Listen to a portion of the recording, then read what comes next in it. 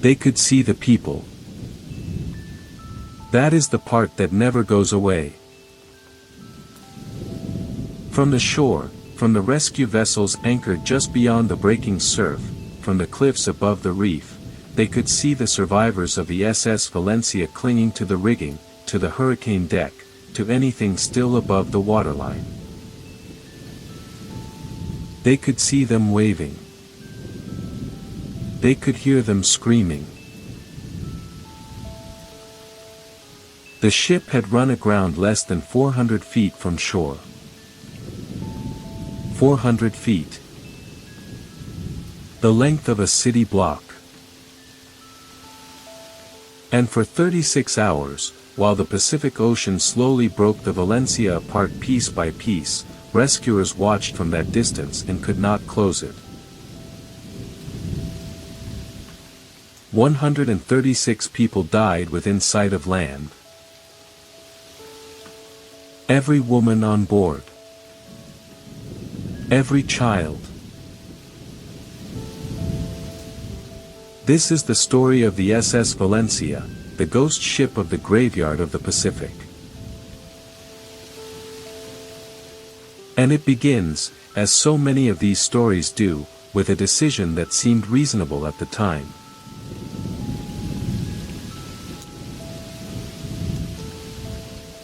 The SS Valencia was not a beloved ship. Among the sailors and officers who knew her, she had a reputation, not for danger, exactly, but for discomfort. For inadequacy. For being the wrong vessel in the wrong conditions. She had been launched in 1882 in Philadelphia, built for service on the east coast between New York and Venezuela.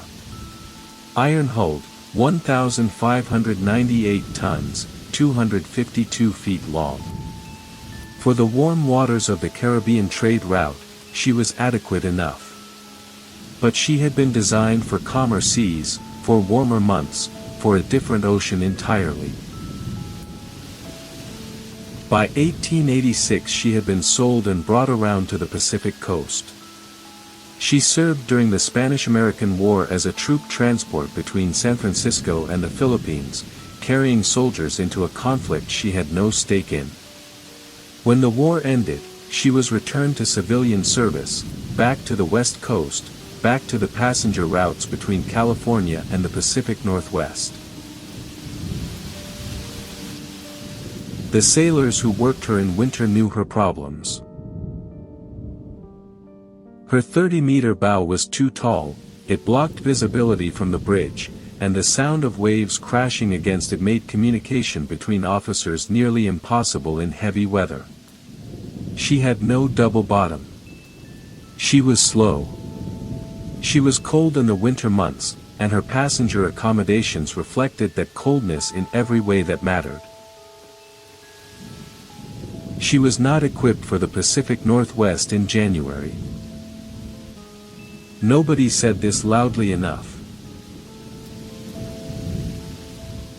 The stretch of coastline she would travel was already known by a name that should have meant something. The graveyard of the Pacific. Between Cape Flattery and the northern tip of Vancouver Island, the Pacific coast of British Columbia had claimed nearly 500 ships since the California Gold Rush. The combination of unpredictable weather, hidden reefs, powerful currents, and near-constant winter fog had been making wrecks for as long as ships had sailed there.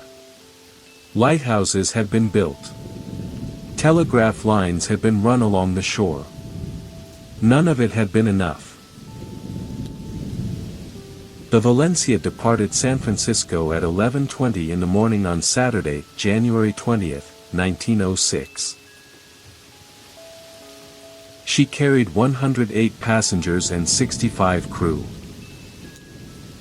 She was bound for Victoria and Seattle.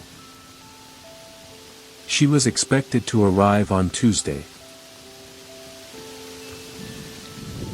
Her captain was Oscar Johnson, a 12-year veteran of the company, experienced, capable, a man who had made this run before. He had no particular reason to be alarmed as the Valencia moved north along the coast, even as the weather worsened and the fog thickened. He had one reason to be cautious. He was not entirely certain where he was.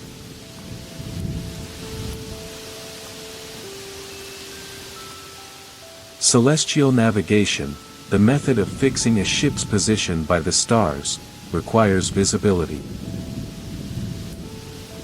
By the time the Valencia approached the entrance to the Strait of Juan de Fuca on the night of January 22, the sky above her was solid cloud. The coast was invisible in the fog and rain. The ship's chronometer, which should have given Johnson his longitude, may have been running slightly fast. Johnson believed he was further north than he was. He believed he had already passed Cape Flattery, the headland that marked the entrance to the strait and the relative safety of calmer inland waters. He had not. At around 11:30 in the evening on January 22, Johnson ordered a course change to bring the ship closer to shore, a standard maneuver when a captain needs to find a landmark to confirm his position. The landmark he found was the bottom. The Valencia struck a reef at Pachena Point on the southwest coast of Vancouver Island with enough force to tear open her hull immediately. Johnson tried to back off the rocks, the engines churned in reverse, but the ship would not move. He tried to run her aground on a beach where the passengers might be able to escape. The rocks held her.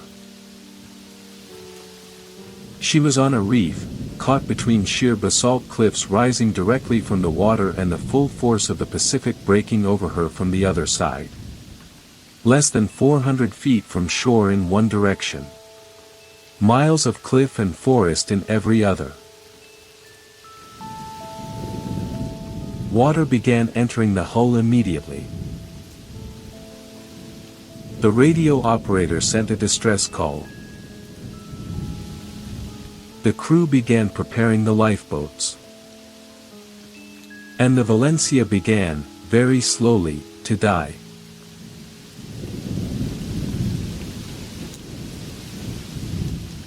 What followed is one of the most documented slow-motion disasters in maritime history.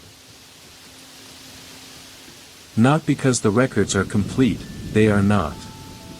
But because enough people survived to describe what they saw, and what they saw was systematic, terrible, and preventable in ways that the subsequent inquiry would spend months trying not to say directly. In the first hour after grounding, 6 of the ship's 7 lifeboats were launched. The captain had ordered them not to be lowered. The seas were too rough, the boats would not survive the surf. They were lowered anyway. Of the estimated 60 people who boarded those 6 boats, 9 survived. The boats were swamped immediately. Overturned by waves before they had traveled 50 feet. Passengers who had climbed in, women, children, people who had no idea what was coming, were thrown into water that was close to freezing, in darkness, under a sky that offered no light and no mercy. 3 of the boats simply disappeared. They were never found. The 9 who survived from those first launches were sailors, men who knew how to fight the water, who had the strength and the experience to stay alive in it long enough to reach shore. Even then, 3 of them were swept back into the sea the moment they reached the rocks and were never seen again. The remaining survivors climbed the sea cliffs and found a telegraph line. The distress call went out. Help was coming. On the Valencia, the passengers who had not been placed in the lifeboats, the women, the children, the elderly, those too frightened or too wise to trust the boats, climbed to the hurricane deck and the rigging and held on. The waves came over them in sets, each wave a little higher than the last. They held on. 3 rescue vessels arrived from Victoria over the next day. The Queen, the Topeka, the city of Topeka. They could see the Valencia. They could see the people in the rigging. They anchored just beyond the breaking surf and assessed the situation. The surf made it impossible to approach. The rocks made it impossible to approach. The cliffs made a shore rescue almost equally impossible. For hours, for most of a day and a night, the rescue ships stayed where they were, visible from the Valencia, while the people in the rigging waved and screamed and waited. Some survivors later said that the Queen had come close enough, at one point, that they could see the faces of the crew watching from the rails. And then the Queen turned away. The official explanation was sea conditions. The survivors had other words for it. One man, a fireman named John Segalos, volunteered to swim to shore with a rope, to create a lifeline that might allow people to transfer off the Valencia. He fought the current, was tangled in the rope, was struck by a drifting log, and was forced to cut the line and return to the ship. He survived. Most did not.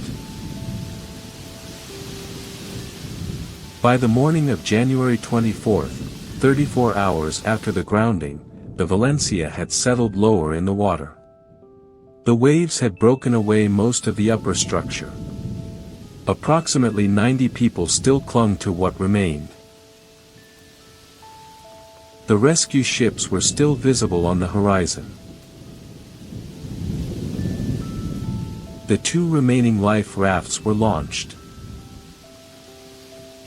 One was picked up by the city of Topeka with 19 survivors aboard, men who had endured hours on a raft in freezing Pacific water, battered by waves, some of them described afterward as nearly insane from exposure. The other raft reached a First Nations village on the island. 4 people on it. All alive. On the wreck, the funnel collapsed. It had been the last shield the people in the rigging had against the direct force of the waves. Without it, there was nothing between them and the Pacific. And then a wave came, larger than the others, the kind of wave the Pacific generates without warning or reason, and it swept the hurricane deck clean. The screaming stopped. The rescue ships watched. When investigators reached the wreck site shortly afterward, there was almost nothing left above water. 136 people. Every woman on board. Every child. Gone.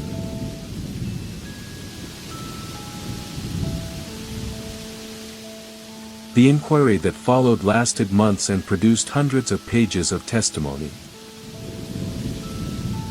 Survivors described the chaos of the first night, the boats launched against orders, the insufficient crew training, the equipment that failed or was never properly maintained. They described rescue ships anchored in visible distance while people died within shouting range. They described a rescue system along that coastline that had been inadequate for decades, lighthouses too few and too far apart, telegraph lines overgrown and unreliable, no proper trail for shipwrecked sailors to follow to safety. The inquiry found fault in several directions simultaneously. It found fault with Captain Johnson's navigation, the course change that brought the Valencia onto the reef. It found fault with the decision to launch the lifeboats in impossible conditions. It found fault with the rescue coordination, with the state of the coastal infrastructure, with the speed at which help arrived. What it could not adequately explain was the rescue ships. Why had vessels capable of seeing the Valencia and the people on her rigging not done more? The official answer was sea conditions. The sea conditions were real. The question of whether they were insurmountable remained open. One direct consequence of the Valencia disaster was the construction of a new lighthouse at Pachena Point in 1907, the year after the wreck. Another was the transformation of the overgrown telegraph route along the coast into a proper life-saving trail, with wooden shelters built at intervals for shipwreck survivors. That trail still exists today. It is called the West Coast Trail. Hikers from around the world walk it every year. Most of them do not know what it was built for.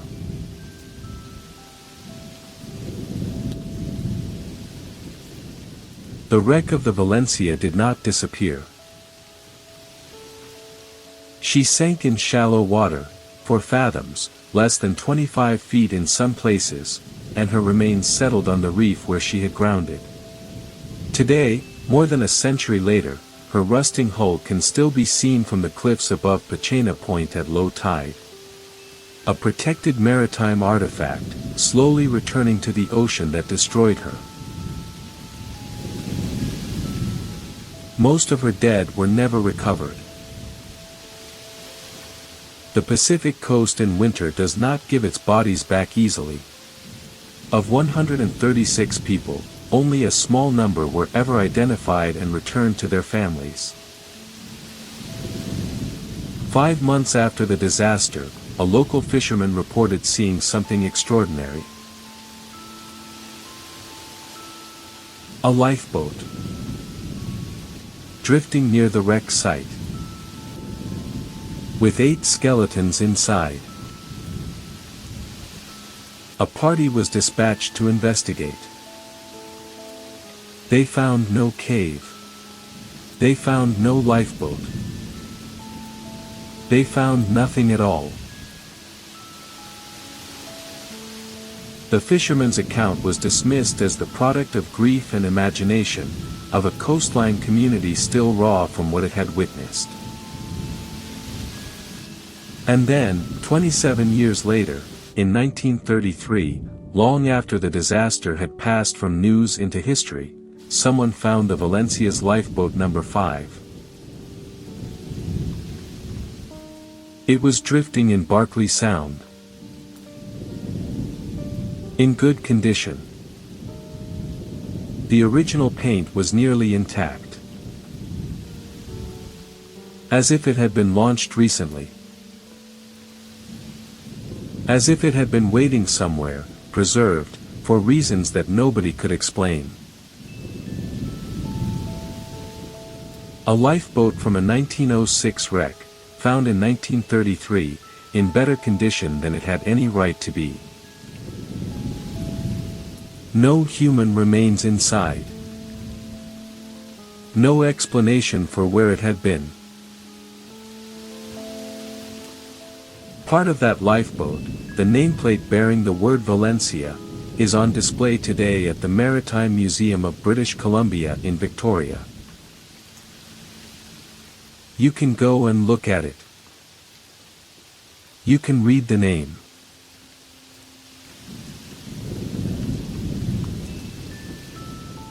The ghost stories began almost immediately after the disaster.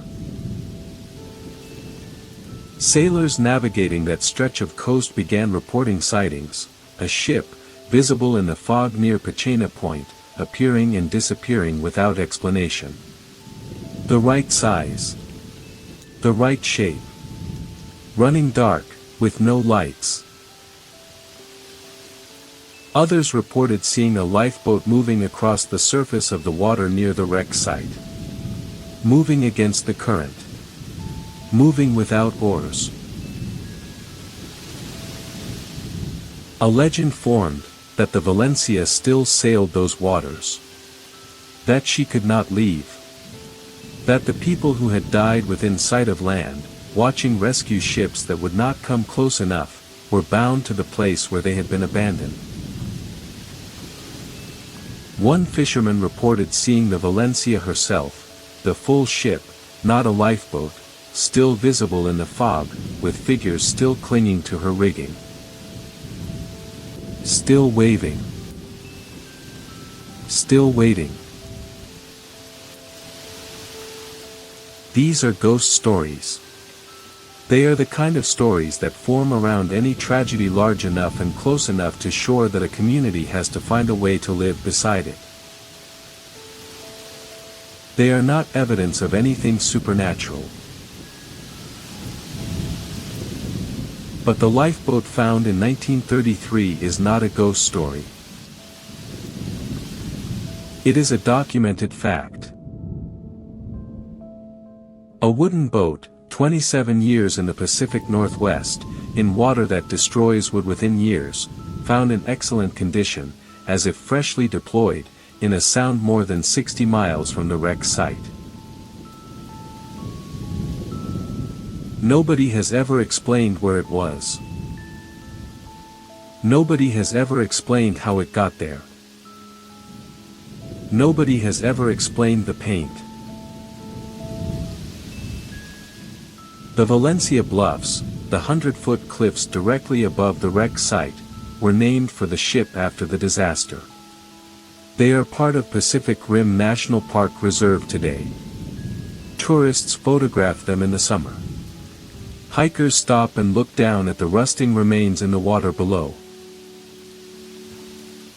In January, when the weather is what it always was, when the Pacific runs at full force against that coastline, the bluffs look exactly as they looked on the night of January 22, 1906.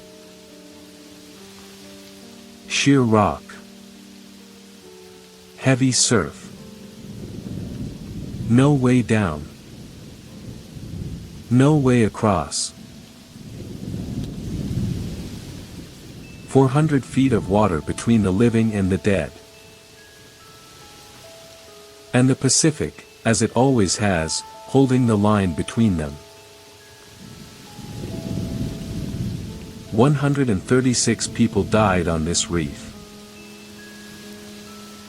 They died watching rescue ships that could see them and did not reach them. They died close enough to shore that their voices carried over the water. And somewhere in Barkley Sound, in 1933, a lifeboat drifted in calm water with fresh paint and no one inside. As if it had somewhere to be. As if it was still looking. The next story is waiting. Stay with us.